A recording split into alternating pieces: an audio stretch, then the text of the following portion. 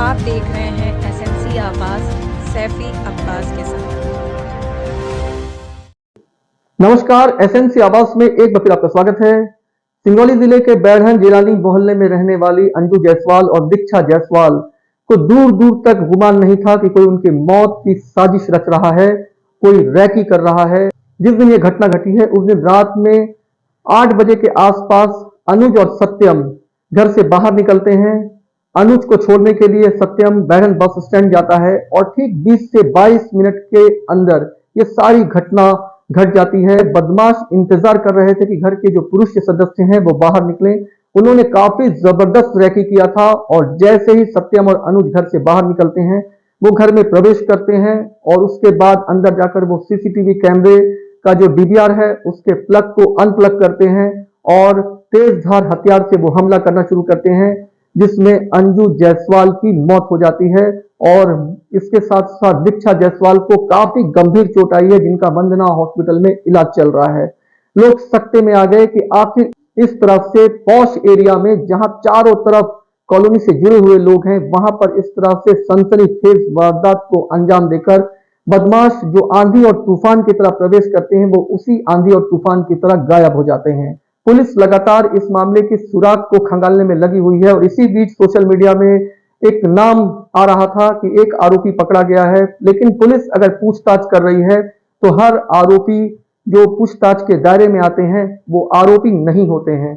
तो इस मामले में फिलहाल कोई डेवलपमेंट नहीं दिखाई दे रहा है, लेकिन पुलिस लगातार सुराग खंगालने में लगी हुई है। तो इस पूरी घटना में परत दर परत क्या हुआ और किस तरह से आरोपी घर में प्रवेश किए और उसके बाद क्या घटनाक्रम हुई है, इस पर एक बार फिर से रोशनी डालते हैं और यह जानने की कोशिश करते हैं कि आखिर इस घटना के पीछे जो हत्यारे हैं, जो बदमाश आए थे, उनका उद्देश्य क्या है। अगर घर में कोई लूटपाट नहीं हुई है तो वो मौत की साजिश को रच कर ही घर में घुसे थे और वो दोनों को ही मारना चाहते थे, लेकिन दीक्षा जिन्हें काफी गहरी चोट आई है, तेज धार हथियार से उन पर भी वार किया गया, वो तो बच गई, उनका इलाज चल रहा है, लेकिन उनकी मां अंजू जायसवाल की मौत हो गई।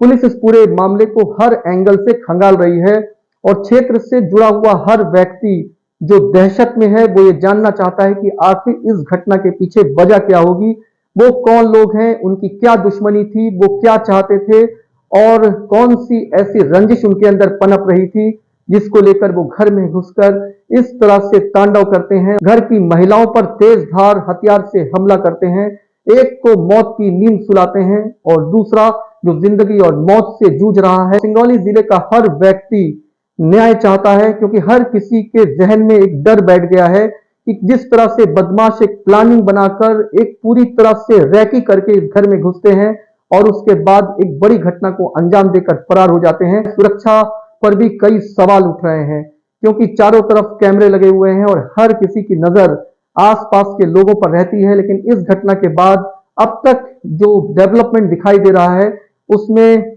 जो फुटेज है उसमें भी बहुत सारी चीजें बहुत क्लियर तो नहीं दिखाई दे रही हैं, लेकिन फिर भी सीसीटीवी फुटेज में जो दो चेहरे दिखाई दे रहे हैं, जो चलते हुए दिखाई दे रहे हैं, इनके हाव भाव, चलने के तरीके और सारी चीजों को आप भी बेहतर तरीके से देख लीजिए और आपके आसपास अगर कोई इस तरह का संदिग्ध व्यक्ति दिखाई देता है तो इसकी जानकारी पुलिस को हर हाल में दे। ये वो वक्त है जहां पर सिर्फ पुलिस क्या कर रही है और उनकी विवेचना क्या हो रही है, इसके साथ साथ इस बात पर भी नजर रखने की जरूरत है कि वो बदमाश जो इस तरह की बड़ी घटना को अंजाम देकर बस्तियों में, घरों में या आपके आसपास छुपने की कोशिश कर रहे हो तो उन्हें हर हाल में बाहर निकालकर उनकी गिरफ्तारी हर हाल में होना जरूरी है, क्योंकि वो जिस तरह की घटना को अंजाम दिए हैं उससे एक परिवार सदमे में है और जिले का हर एक व्यक्ति इस घटना को लेकर सदमे में है, दहशत में है और ऐसा लगता है कि आखिर बिना लूटपाट के ऐसी क्या बड़ी वजह है जिसकी वजह से ये बदमाश घर में इतनी बड़ी घटना को अंजाम देकर फरार हो गए हैं। सिंगरौली जिले के बैढ़न के जिलानी मोहल्ले में जो हत्याकांड हुई है, फिलहाल पुलिस के हाथ में सिर्फ यही एक सुराग लगा है जिसमें दो संदिग्ध आरोपी दिखाई दे रहे हैं। इनके हाव भाव और इनके चेहरों को देखिए और इन पर नज़र रखिए और अगर ज़रा भी आपको ऐसा लगता है कि इस तरह का कोई संदिग्ध दिखाई दे रहा है तो इसकी सूचना पुलिस को दें।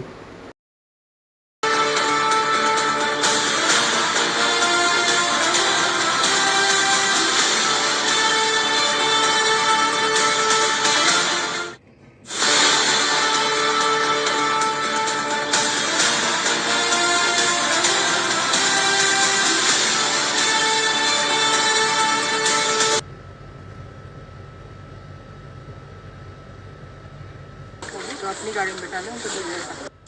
नहीं कुछ आपको तो जानकारी जानकारी का मुझे भांजे ने फोन कब आपको पता चला? किया। मैं आपसे रिक्वेस्ट करूँगी आप किया तो थोड़ा सा आप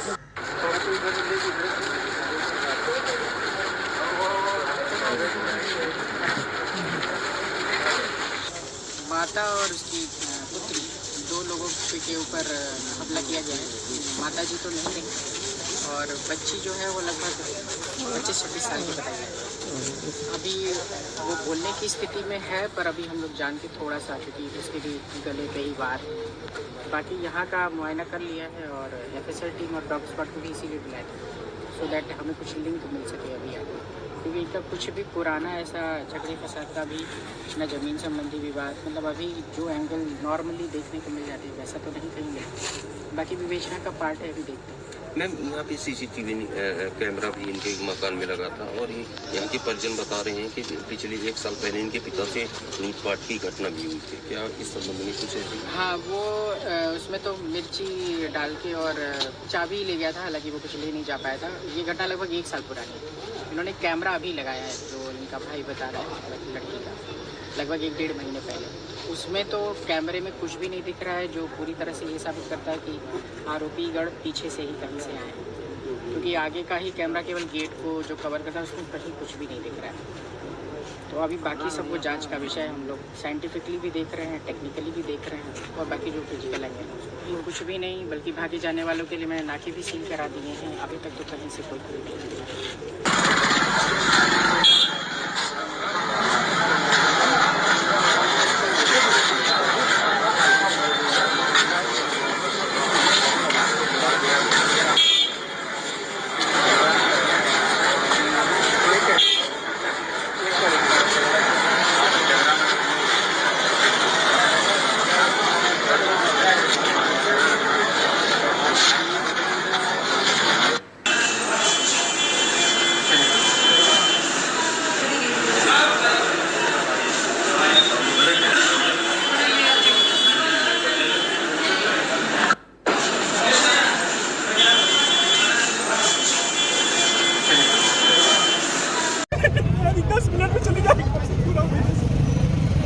अपने को संभालिए, अपने को संभालिए, घबराइए नहीं, घबराइए नहीं। इतना अपराध हो रहा है, यहाँ साले सब नशेड़ी यहाँ वारदात कर रहे हैं, साले 2 नंबर का काम कर रहे हैं। बताइए। आप देख सकते हैं इस तरह से लोगों में काफी आक्रोश दिखाई दे रहा है, और आक्रोश हो क्यों ना, जिस तरह से दुस्साहसिक तरीके से, सनसनीखेज तरीके से बदमाश घर में घुसकर महिला की निर्मम हत्या करते हैं, उसके बाद उनकी बेटी दीक्षा को भी घायल करते हैं। उनका मकसद ही मारना था, क्योंकि उन्होंने कुछ भी नहीं लूटा और उनका जबरदस्त रैकी है। यहाँ पर एक आक्रोश का माहौल है। अब पुलिस के लिए केस चुनौती बनती जा रही है। अब देखना यह है कि आरोपी पुलिस के हत्थे कब तक चढ़ते हैं और इसके पीछे कौन सा एंगल निकल कर आता है। इस सनसनीखेज हत्या के बाद हर चेहरे पर एक भय है, एक आक्रोश है, और इस तरह से नम आंखों के साथ अंजू जायसवाल के शव को मुख अग्नि दी गई। इसमें पहले दिन जब इस घटना को अंजाम देने के बाद बदमाश गए हैं, वहां पे घर के बाहर भीड़ इकट्ठा हुई और साथ साथ लोगों में दहशत दिखाई दे रही है। पुलिस अपने तरफ से लगातार हर पहलुओं को खंगाल तो रही है, लेकिन ये मामला पुलिस के लिए काफी बड़ी चुनौती है, क्षेत्र की शांति के लिए चुनौती है, क्षेत्र की सुरक्षा के लिए चुनौती है, और ऐसे बदमाशों के लिए भी चुनौती है जो इस तरह की घटना को अंजाम देकर फरार हो जाते हैं, ये सोचकर कि शायद वो पकड़े नहीं जाएंगे। लेकिन ये शीघ्र ही सलाखों में जाएंगे, क्योंकि हर आंखें पूरी तरह से सक्रिय हैं और हर हाथ इन्हें दबोचने के लिए तैयार हैं। SNC आवाज के साथ सैफी अब्बास।